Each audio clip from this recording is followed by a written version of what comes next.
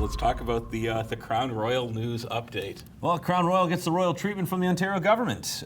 Good news if you like Crown Royal. Bad news if you like to work at Diageo.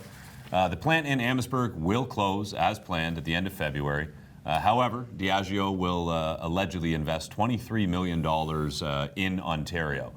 It appears to be mainly one-time funding. The details are kind of sparse, but they've said we're going to invest so much here and there.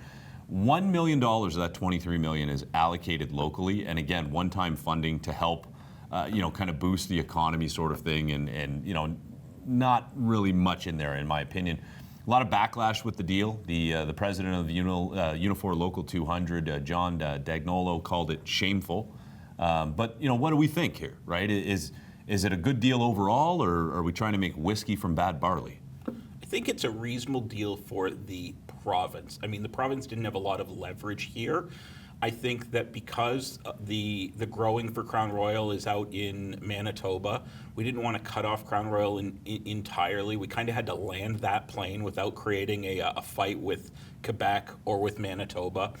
Diageo didn't have an obligation to spend this, was it $23 million here, so we've got something that otherwise we didn't have an entitlement to.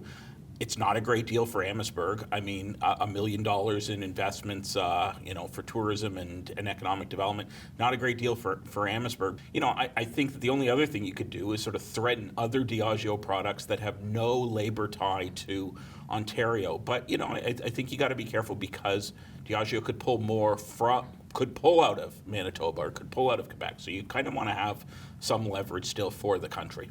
Well, and we'd heard the threats that we're going to pull it off the shelves, and the Premier made nice TV pouring out a bottle of Crown. Fortunately, we got enough back from Diageo to replace, I guess, the bottle of Crown. But what do you think, Jada? Like, should more really have come to this region in terms of this funding?